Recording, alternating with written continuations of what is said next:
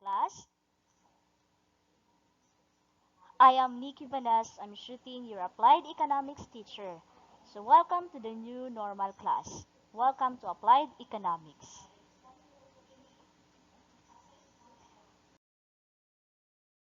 We have here a subject description of Applied Economics.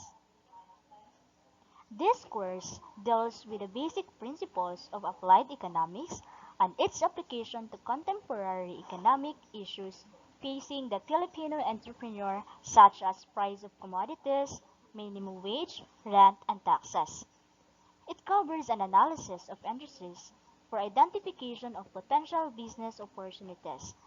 The main output of this course is the preparation of socio-economic impact study of a business venture. So our topic for this week, it's all about the introduction to applied economics.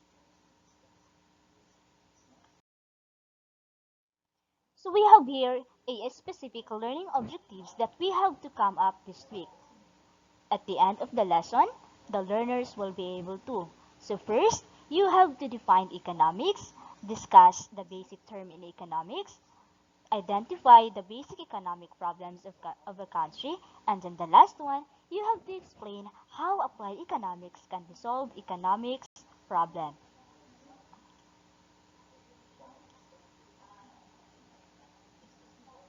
Now,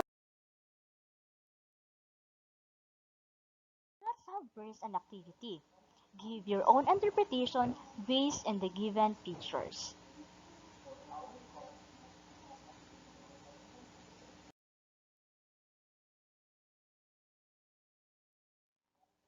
Now we have here a four features. All you have to do is you are going to give your own interpretation, your own understanding, or your ideas regarding with this feature.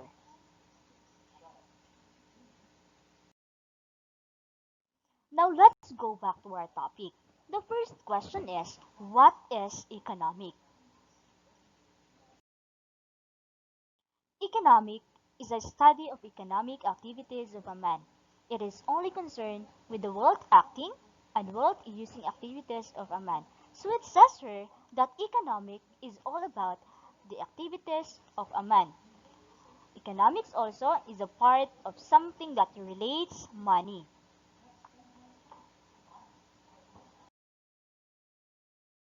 Now we have here the basic terms in economics. It is essential that the student familiarize himself with the term that will be used in the study. This will facilitate his understanding of economic analysis.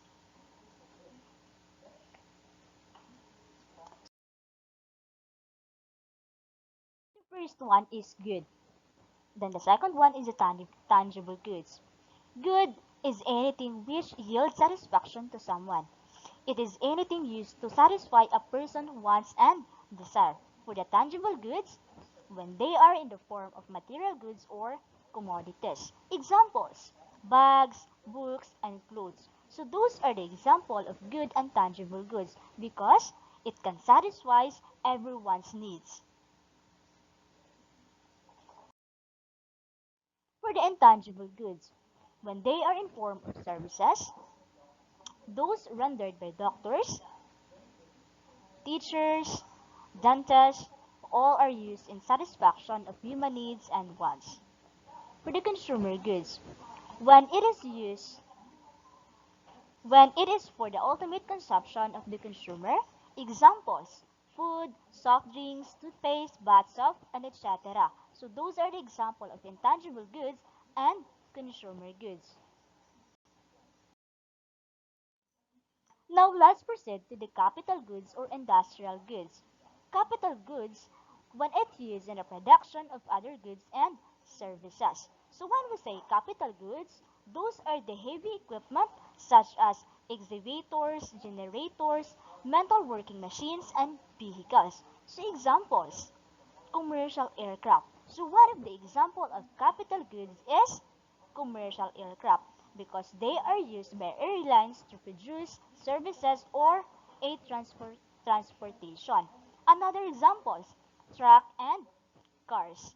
because business use them as capital goods but family use them as consumer goods. Because sometimes if we have our own car, minsan ginagamit natin ito sa pangkabuhayan or sometimes ginagamit natin ito in a private service. For the essential goods, if they are used to satisfy the basic needs of a man, such as food, shelter, and medicine. For the luxury goods, are those goods are those goods man made to without but are used to contribute in his comfort and well-being. Examples: perfume, chocolates, expensive cars, and many more.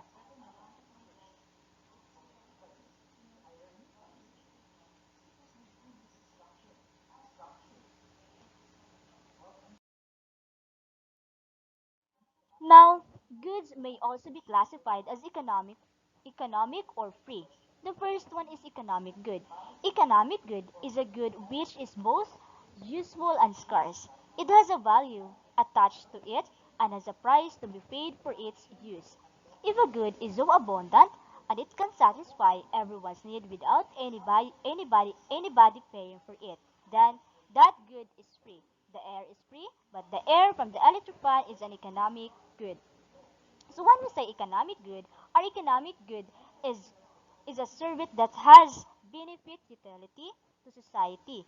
Also, economic goods have a decree to scarcity and therefore an opportunity cost. So example of economic good. An example, good is physical objects or services that has a value that can be sold. Some examples includes bananas, toys, haircuts, and cars.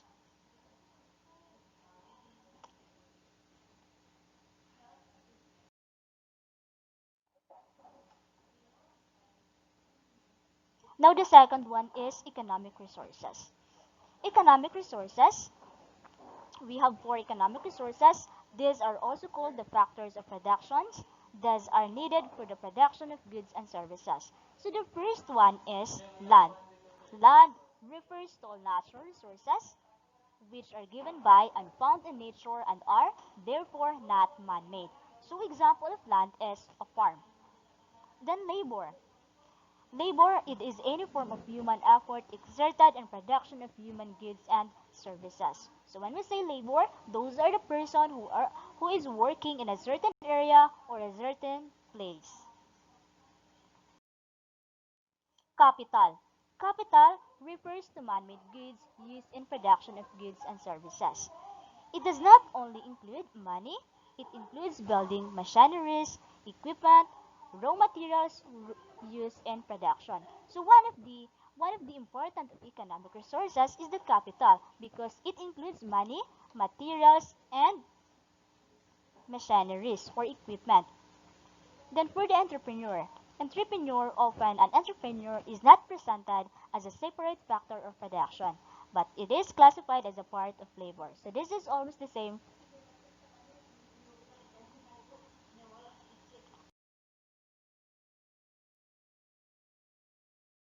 as the labor. So now let's proceed to contribution of entrepreneur. Number one, develop new markets. Entrepreneurs are creative, innovative, and very resourceful, so they are able to create consumers and buyers. So of course, you as an entrepreneur, you should be creative, you should be innovative, very resourceful, so that you will able to create consumers and buyers. Number two, discover new resources. Entrepreneurs are never satisfied with traditional sources of materials. Of course, you as an entrepreneur, you are never satisfied with traditional sources of materials because as we can see right now in our society, we have a lot of new resources na pwede natin gamitin and that is because of advancement of technology. For the number three, mobilize capital resources. Entrepreneurs assemble of factors of production, mix them to create goods and services. So when we say mobilize capital resources, it is refers to all activities involved In securing new additional resources for your organization, it is also involved making better use and maximizing exciting resources. Since the process of making something capable of movement to have people and resources ready to move and act, an example of mobilization is providing wheelchair to a handicapped patient. Number 4, introduce new technologies, new industries, and new products. Because they are innovators, they take advantage of business opportunity and transform this into profits. Number 5, create employment. So they are a great job. Of course, you as an entrepreneur, you should be, you are a great job creators.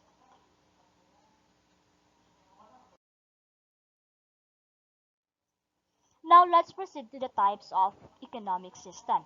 The first one is traditional economy. Traditional economy is basically a subsistence economy. It produces everything that is consumer. Very background since it does not allow for change. So when we say traditional economy, the system is based in the customs, history, time, and owners' belief. A traditional economy is an ecosystem in which tradition, customs, and belief help shape and goods and services the economy produce, as well as the rule of manner of their distribution. Now for the command economy.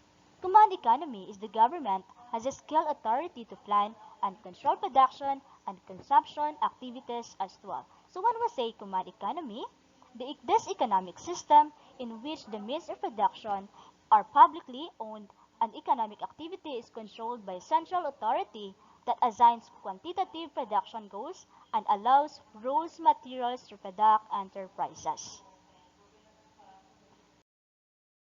For the market economy, resources are privately owned and decisions are made by the people themselves. So when we say market economy, is an economic system which economic decision and pricing goods and services are guided by the interaction of country, individual citizens, and business. So example of market economy is the United States economy, where the investments or production decisions are based on supply and demand. So later or maybe next week, we will discuss about the demand and supply. And then the next, the mixed economy. Mixed economy is when a country applies a mixture of three forms of decision making. So when we say mixed economy, is an economic system combining private or public enterprises. The example are US and France.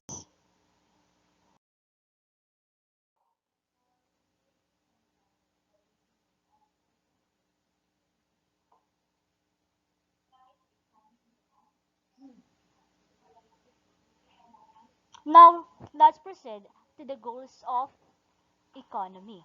The first one is full employment. Full employment is a situation where people who are able and willing to work can get jobs. Under full employment, all available productive resources are fully utilized. When more people are employed, more goods and services are produced. There will be there will be an increase in GDP, which is gross domestic product, which is the total market value of the final goods and services produced by citizens in 1 year. As what I have said, gross domestic product is an also barometer of economic growth of a country from year to year. So it says here full employment when more people are employed, more goods and services are produced. So if when more so when when we have more people are employed, of course there is economic growth. Economic growth is the product of economic development. This represent the goods and services produced in a certain year, such as cars, houses, roads, schools, buildings, college graduate, and others. In the other words, it represents the outputs, while the economic development refers to the inputs. The best input of economic growth is people. People are developed through educational or education training. Number 3, Balance of payment and exchange rate stability. Balance of payment. So one of the goal of economy is to have a balanced payment. Refers to the accounting records of country financial transaction with other countries. Rich countries produce more goods and services that are considered efficient producers, use modern technology, depend largely in machine or so-called capital-intensive technology. Labor-intensive technology is a technique or production which requires the use of more worker than machines. Number 4, equitable distribution of wealth and income. Equitable means fair of just distribution of wealth and income. So in order for us to understand everything, let's go back. Let's define again what is economic. Economics is a social science that involves the use of scarce resources to satisfy unlimited ones. Economics is a social science because it studies human behavior, just live psychology, and sociology. Social science. Social science is the study of society and how people behave and influence the world around them. Economic as a social science. As a social science, economics studies how choices and decision making. Individuals make choice in allocating scarce resources to satisfy their unlimited wants.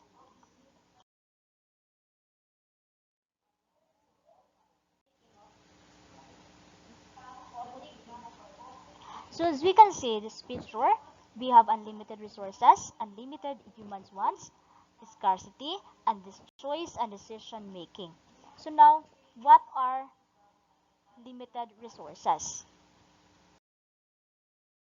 Limited resources are land, labor, capital, and entrepreneur, while unlimited human wants, food, clothing, shelter, and security, and etc. So if we are going to compare it, mas marami ang unlimited ones. Mas marami tayong gusto compare sa limited resources.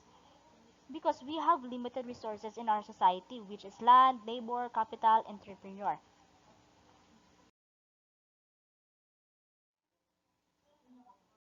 So, since we have limited resources in our society, of course, there is scarcity. So, what is scarcity? Scarcity is insufficient of resources to meet the want of the consumer and an insufficiency of resources for products that hamper enough production, goods, and services. So, when we say scarcity, that is um, lack of resources, we don't have enough resources in our society, and that's the time that we have to make a decision. Because of scarcity, there is a need for a man to make decision in choosing how to maximize the use of the scarce resources to satisfy as many wants as possible.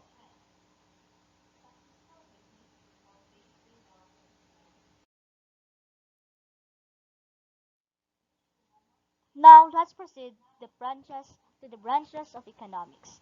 We have two branches of economics, macroeconomics and microeconomics. So always remember that there is a difference between macroeconomics and microeconomics. Macroeconomics is a division of economic that is concerned with overall performance of the entire company. It studies economic system as a whole rather than individual economic units that make up the economy. Macroeconomics is about the nature of economic growth and expansion of productive capacity for growth and national income. So when we say macroeconomics, it is the study of individual uh, ma- macroeconomics rather.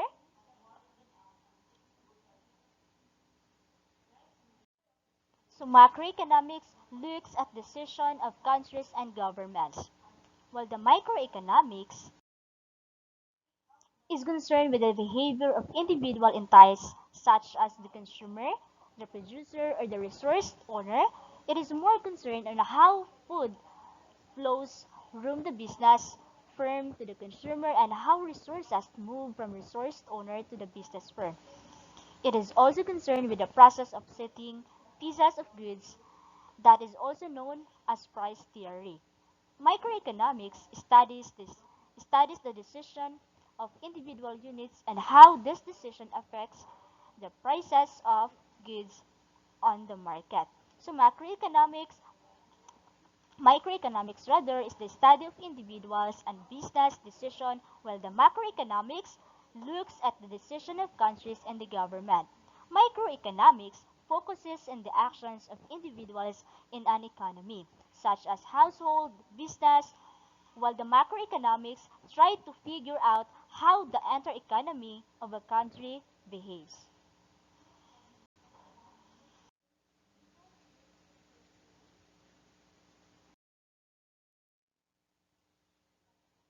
Now, since we already mentioned the scarcity. Scarcity means is a condition where there are insufficient resources to satisfy all needs and wants of a population. So as what I have said a while ago, scarcity is a lack of resources. We don't have enough um, resources to provide everything. And then absolute scarcity. So we have two types of scarcity. The first one is absolute scarcity. It is when supply is limited.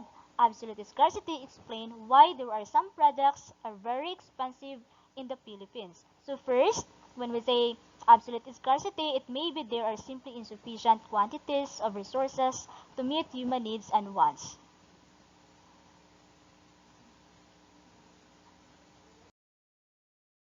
And then relative scarcity. Relative scarcity occurs not because the good demand.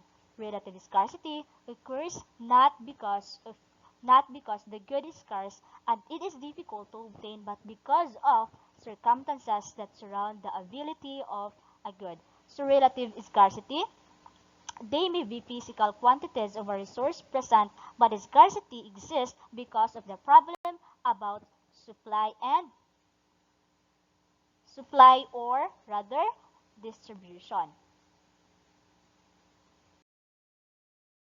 For the trace of decision making. With the presence of scarcity, there is a need to make a decision in choosing how to maximize the use of the scarce resource to satisfy as many wants as possible. For the opportunity cost, it refers to the value of the unguarded alternative. The concept of opportunity cost holds true individuals, business, and even a society. In making a choice, trade-off is involved. So when we say opportunity cost, the loss of potential gain from the other alternative when one alternative is chosen. When economists refer to the opportunity cost of a resource, they mean the value of the next highest valued alternative use of that resource. For example, you spend time and money going to a movie. So you cannot spend that time at home reading a book and you can spend the money on something else. So that's opportunity cost.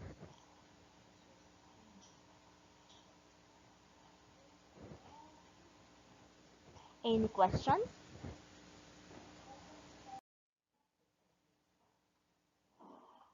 So for your activity, if you don't have any questions, you can go to your learning path www.gaet.com or just call me or message me at 0926 2974 685. Thank you and God bless.